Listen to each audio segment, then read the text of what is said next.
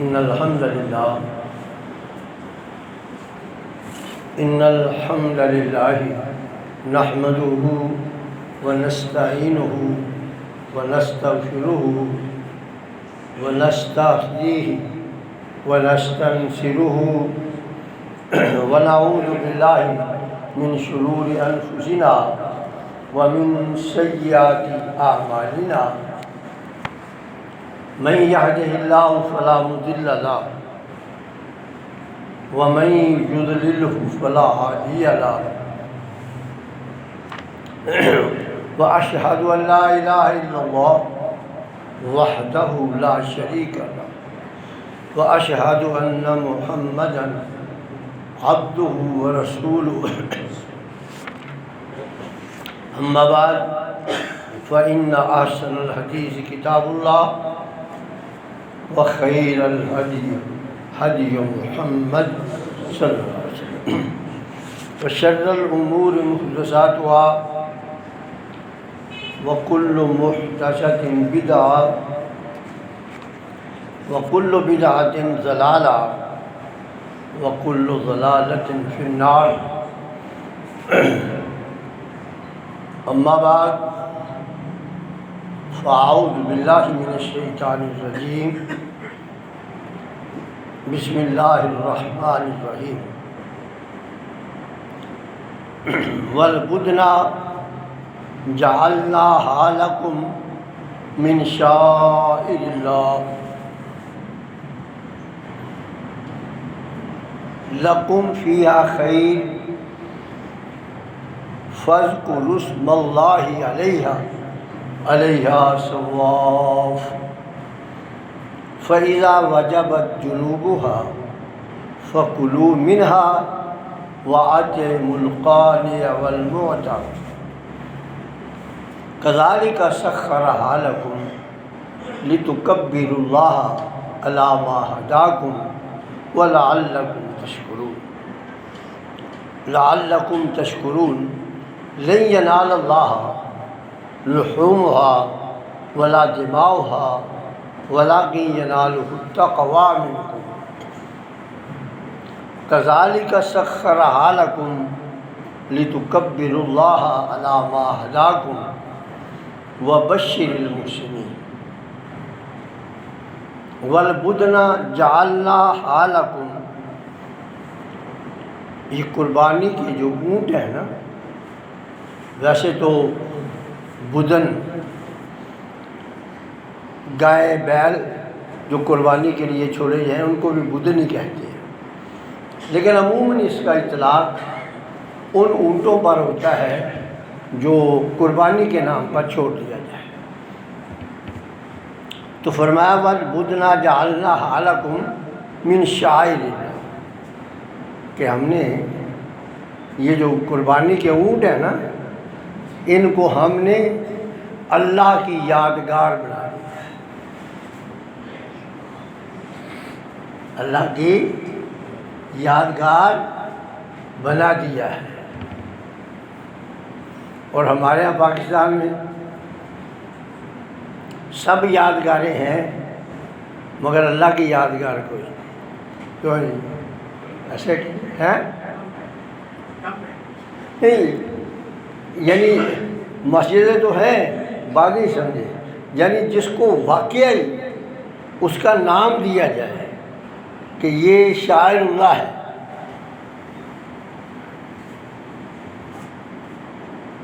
مثلا یہ جو مینار پاکستان ہے، اگر ہم اس کا نام مینار پاکستان کی بجائے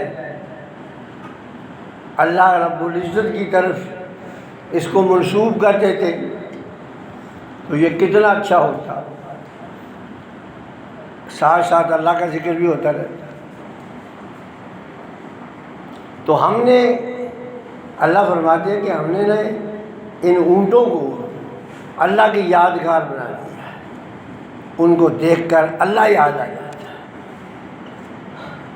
اللہ اکبر، لکم فیہا خیر، اور اس میں تمہارے لیے فائدے ہی فائدے ہیں۔ جب قربانی کے لیے وقف نہیں کیا تھا تب بھی فائدے تھے، وقف کر دیا آپ بھی اس کے اوپر، آپ سوار ہو کر مکے جا سکتے ہو، وہاں جا کے ذبح کر دیں، تمہارے لیے اس میں فائدے ہی فائدے ہیں۔ فَاذْكُرُوا اسْمَ اللَّهِ عَلَيْهَا صَوَافَ، جب آپ ان کو ذبح کرو، قربان کرو، تو ان کی ٹانگ باندھ کر ان کو کھڑا کرنا، آگے والی ٹانگ جو ہے نا باندھ کر ان کو کھڑا کرنا، پھر آپ نے اس کو ذبح کرنا۔ فَاذْكُرُوا اسْمَ اللَّهِ عَلَيْهَا صَوَافَ فَإِذَا وَجَبَتْ جُنُوبُهَا، اور پھر آپ اس کو کھڑا رہنے دیں، جب اس کا سارا خون بہہ جائے گا نا تو پھر یہ خود ہی آہستہ سے بیٹھے گا اور ایک پہلو کے بل لیٹ جائے گا۔ فَإِذَا وَجَبَتْ جُنُوبُهَا، جب وہ ایک پہلو کے بل لیٹ جائے، اب آپ اس کی کھال وال اتاریں، فَكُلُوهَا، خود کھائیں، وَأَطْعِمُوا الْقَانِعَ، اور ان سفید پوشوں کو کہ گھر پہنچائیں جو اپنی عزت نفس کی خاطر کسی دروازے پہ جا کے دستک نہیں دیتے، کانے اس کو کہتے ہیں، کہ اللہ کی رضا پر شاکر ہو کر بیٹھے، اور کچھ اس کا حصہ اپنے گھر میں اس نیت سے رکھیں کہ جو سائل آئے وہ بھی خالی ہاتھ نہ جائے، وہ ہے معتر، یعنی خود بھی کھاؤ، جو مساکین سفید پوش ہیں ان کے گھروں تک پہنچاؤ، جو ڈور ٹو ڈور آتے ہیں ان کو بھی دو۔ کذالک سخرھا لکم، کذالک سخرناھا لکم، ہم نے اسی طرح ان کو تمہارے فرما بردار بنا دیا ہے، لعلکم تشکرون، تاکہ تم ان پر اللہ کا شکر ادا کرو۔ اب اس میں نہ ایک تو بات یہ بتائیے کہ اونٹ جو ہے نا اس کو لٹا کر ذبح نہیں کرنا، اس کو لٹا کر ذبح نہیں کرنا، کھڑے پر اس کی ٹانگ باندھ کے کھڑے کر کے اس کے یہاں کھنجر، زور سے یہاں کھنجر مار کر کھینچنا، بس یہی اس کا ذبیحہ ہے۔ میرے بھائیوں نے مشہور کر رکھا ہے کہ اونٹ کو نا 3 جگہ سے کبھی ڈالنی ہوگی، کوئی تھینوی نہیں ہے، اس کو لٹا کر ذبح کرنا ہی نہیں، اس کا مصنون طریقہ ہی یہ ہے کہ کھڑے کر کے ٹانگ باندھ کر اس کے یہاں چھری لگا دی ہے۔ دوسری بات یہ ہے کہ دن جو ہے نا قربانی کے قریب قریب آ رہے ہیں، الحمدللہ۔ یہ جو ہم جانور ذبح کرنے ہیں نا، ہم نے، میری بات ذرا غور سے سننا، یہ جو ہم نے جانور ذبح کرنے ہیں نا، یہ اصل قربانی نہیں، یہ ڈمی ہے، ڈمی، اصل نہیں قربانی ہے، یہ ڈمی ہے۔ یہ ہمارے لیے ایک چیک ہے، چیک کرتا ہے اللہ اس کے ذریعے ہمیں۔ اصل قربانی کیا ہے؟ اصل قربانی تو نفس امارہ کی قربانی ہے، اس کو قربان کرنا ہے۔ ان النفس لامارۃ بالسوء الا ما رحم ربی ان ربی غفور رحیم، کہ بے شک جو یہ امارہ ہے نا، یہ گناہوں پر اکساتا ہے، یہ دل کو سیاہ کرتا ہے۔ اصل قربانی اس کی ہے، 100 اونٹ ذبح کر دیں اور نفس امارہ اگر ذبح نہ کیا تو کچھ بھی نہیں،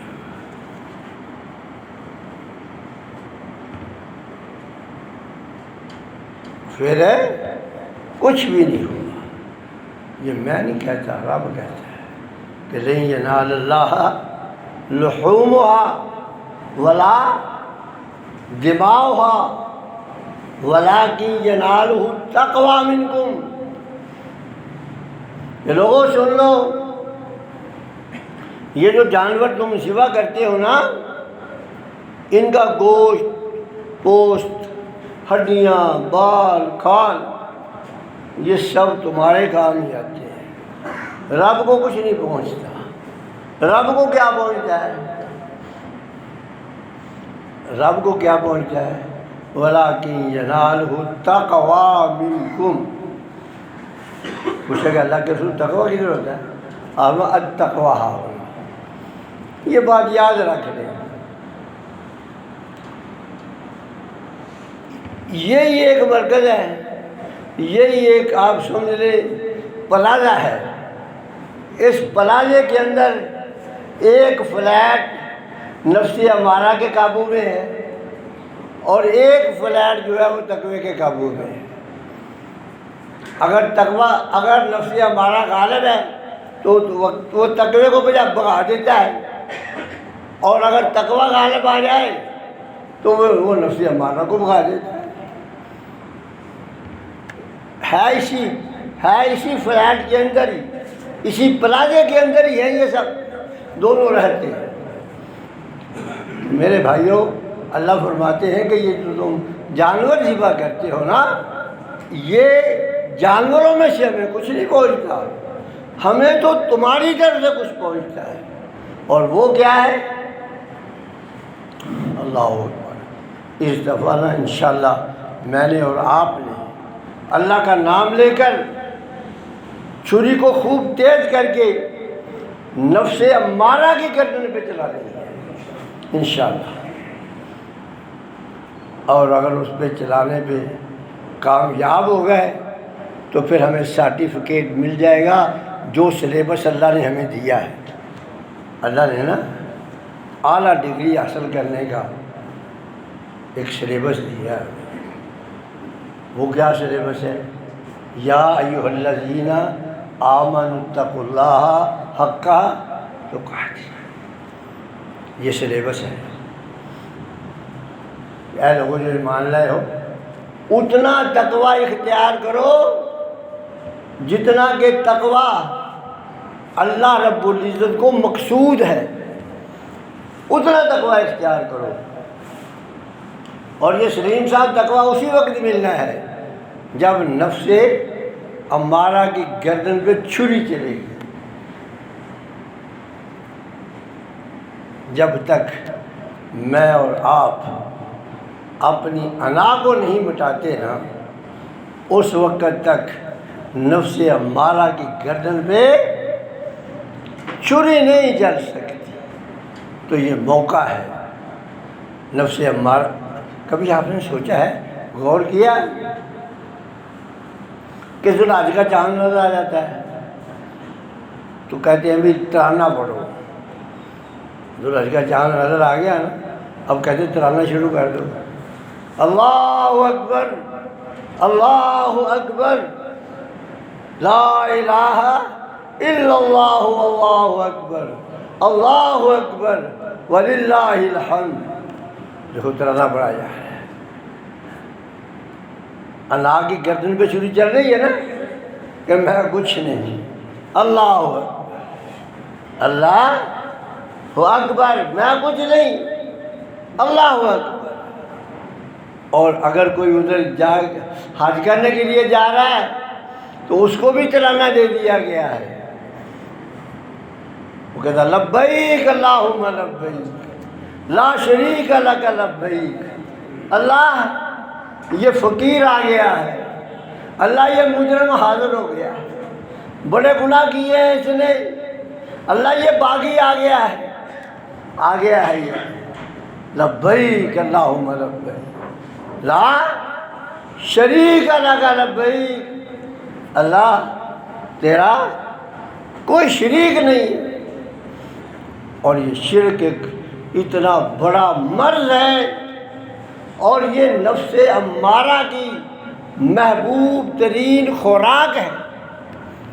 یہ جو شرک ہے نا، یہ نفس امارہ کی کا آپ سمجھ لیں فاسٹ فوڈ ہے. جس طرح آپ کہتے ہو نا بڑے شوق سے فاسٹ فوڈ، تو یہ نفس امارہ کے لیے فاسٹ فوڈ ہے شرک. تو اللہ فرماتا ہے وہ لوگوں سن لو،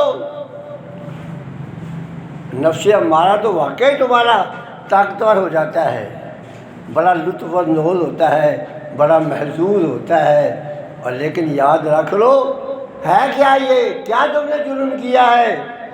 فرمایا من یشرک باللہ فکأنما خر من السماء.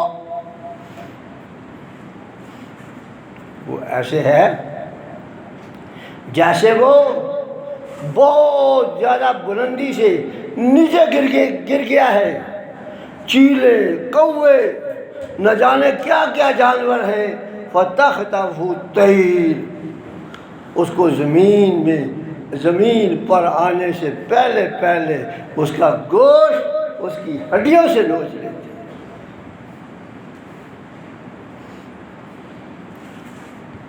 تقویٰ جو ہے نا، یہ بلندی کا نام ہے، اور شرک پستی کا نام ہے. تو اس لیے میرے بھائیوں،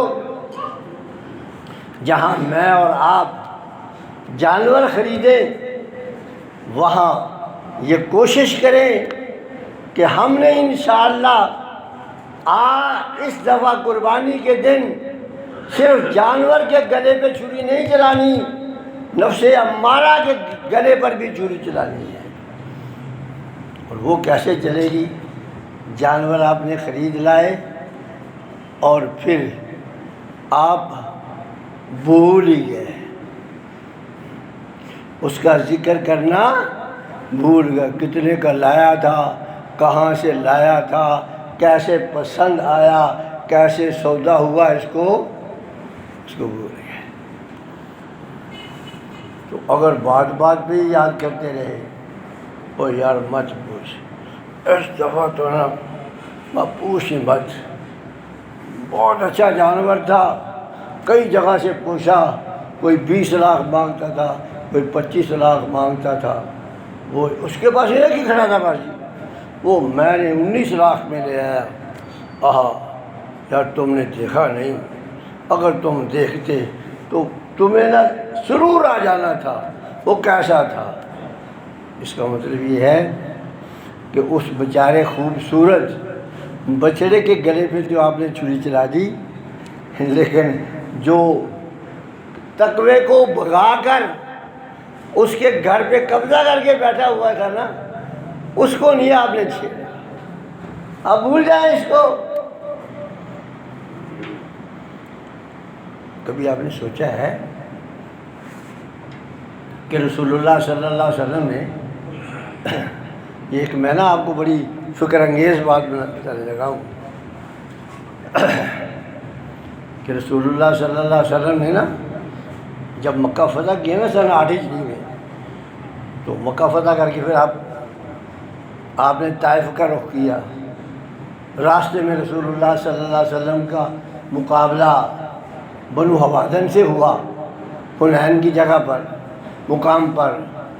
وہاں سے بھی رسول اللہ صلی اللہ علیہ وسلم آگے بڑھے طائف کا محاصرہ کیے رکھا، لیکن طائف والے باہر نہیں نکلے. 20 دن انتظار کیا، واپس آ گئے. پھر آ کے آپ جرانہ میں ٹھہرے.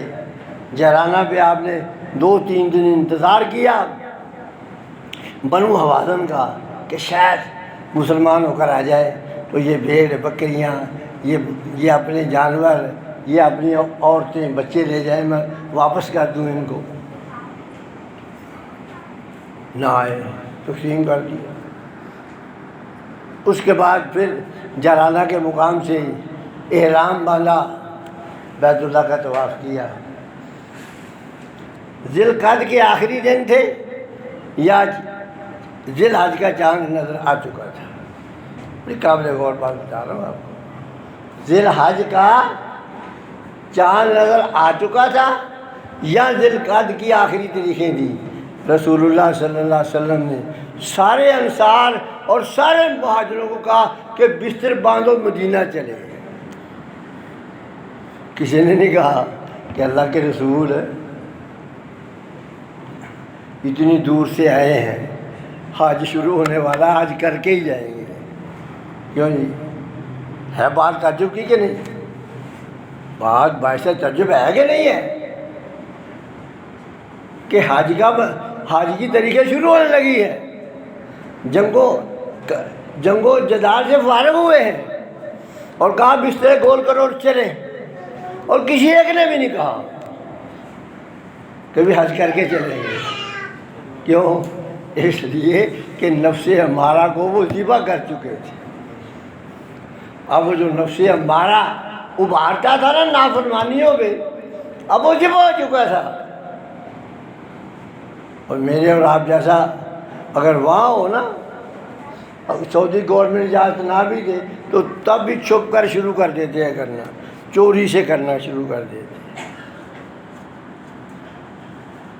ایک نے پوچھا، شاید میں نے آپ کو پہلے بھی بتایا، کہ یہاں وہ نیچے طواف نہیں کرنے دیتے، تو ہم جھوٹ موٹ کا احرام باندھ کر نیچے نہ کر لیں۔ میں نے کہا وہاں خاک چھاننے گئے ہو؟ وہاں میں نے کہا خاک چھاننے گئے ہو؟ یہی بے ایمانی، یہی بددیانتی، یہی دھوکہ، یہی فراڈ یہیں کرتے رہنا تھا، یہی تم نے کام وہاں جا کر شروع کر دیا کہ جھوٹ موٹ کا طواف باندھا واش روموں سے اور اندر گھس گئے۔ کیوں گھسے بلا؟ تو بتائے گا بھائی عمرہ کر لیا پہلے، اب دوبارہ اگر سادہ طواف ہی کرنا ہے، وہ اوپر بھی ہو سکتا ہے، اس سے اوپر بھی ہو سکتا ہے، وہ نیچے کیوں کرتے ہیں؟ نفس امارہ کو خوراک دینے کے لیے۔ وہ کیا؟ تاکہ اگر چوم لیا نا حجر اسود، کیونکہ دوسرا چکر ہے اوپر والا، اس پہ تو نہیں نہ چوما جا سکتا، نہ تیسرے پہ چوما جا سکتا ہے، وہ دوسرا ہی ہے، پہلے والا ہی ہے، مطاف والا ہی۔ اور اگر چومنے میں کامیاب ہو گئے یا حتیم میں 2 رکعتیں نماز پڑھنے والے ہو گئے، اور پھر پاکستان میں آ کر پھول کر بتائیں گے ہم نے تو جناب حجر اسود کو اتنے بار چوم لیا، ہم نے تو حتیم کو پہ اتنی رکعتیں پڑھ لی۔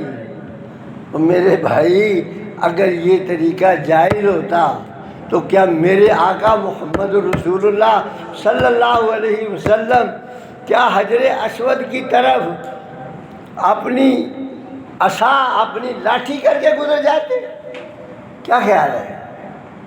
رش لگا ہوا ہے، ہاتھ نہیں جا سکتا، نہ منہ جا سکتا ہے، نہ ہاتھ جا سکتا ہے، بس لاٹھی کا اشارہ کیا اور آگے گزر گئے۔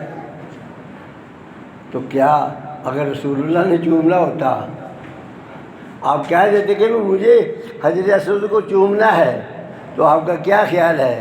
صحابہ خالی نہ کر دیتے؟ کیوں؟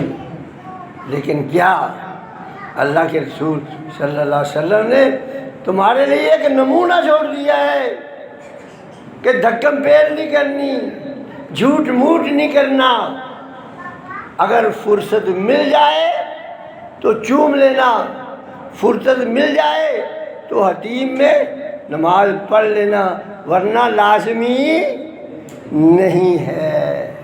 تو اس لیے میرے بھائیوں، اصل چیز قربانی میں یہ ہے کہ ہم نفس امارہ کو ذبح کرتے ہیں۔ اس کے بعد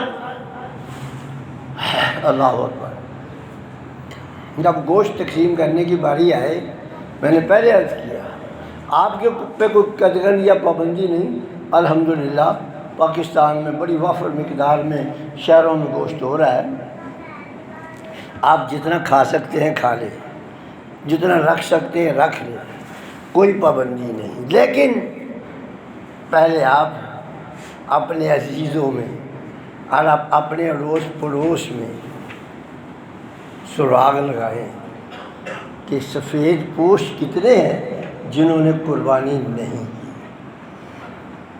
اس سے پوچھے مت کہ قربانی کی ہے کہ نہیں، پوچھیے نا، اس لیے کہ آپ پوچھ کر اسے شرمندہ نہ کریں۔ پوچھیے مت، آپ چپکے سے اس کے گھر لے جا کر دے دیں، لیکن اور کچھ گھر میں رکھ لے، جو مانگنے والے ان کو دے، لیکن دے ایک جیسا۔ یہ نہیں کہ چانپ جو ہے نا بیبی بڑا اچھا کھاتی ہے، اس کو بڑا اچھا لگتا ہے، اور پٹھ منہ کو بڑی اچھی لگتی ہے۔ رانے جو ہے اس کا قیمہ بڑا فرسٹ کلاس بنتا ہے، کیوں نہیں؟ باقی کیا رہ گیا؟ یہ غریبوں کا حق ہے۔ نہیں، یا ایھا الذین آمنوا انفقوا من طیبات ما کسبتم، جو تم نے کمایا ہے نا عمدہ دو، اس میں سے آپ بھی عمدہ کھاؤ، جیسا آپ کھاؤ ویسا ان کو دو۔ یہ نہیں ہے کہ چھانٹ وانٹ کر باقی جو آپ کی پسند کا نہیں ہے وہ آپ ادھر بھیج دیں، ایسا نہ کریں۔ اور مجھے یقین جانو کئی دفعہ افسوس بھی ہوتا ہے، اور دل جو ہے نا خون کی آنسو بھی روتا ہے، خاص کر ہماری یہ جو مذہبی تنظیمیں ہیں نا، ان پر قربانی کا بھی گوشت بانٹیں گے، اس کی ویڈیو بنائی جائے گی، ویڈیو وائرل کر دی جائے گی۔ جس بیچارے نے لیا ہے اس کی اچھی طرح ٹھوک کر حجامت ہے، بنائیں گے بھی تو نے اللہ نے تجھے غریب کیوں پیدا کیا؟ اللہ نے تجھے کیوں قربانی کا گوشت کھانے کے لیے بنایا، دینے کے لیے کیوں نہیں بنایا؟ ایسا مت کریں، کسی کی عزت نفس مجروح نہ کریں،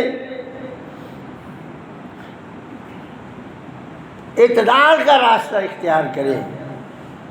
اور پھر خاص کر مجھے ان پر اور زیادہ افسوس ہے جو کل تک اس کو حرام کہتے تھے، آج سب سے زیادہ جواز کے وہی قائل بن گئے ہیں۔ چھوٹی چھوٹی باتوں میں ویڈیو بن رہی ہیں، تصویر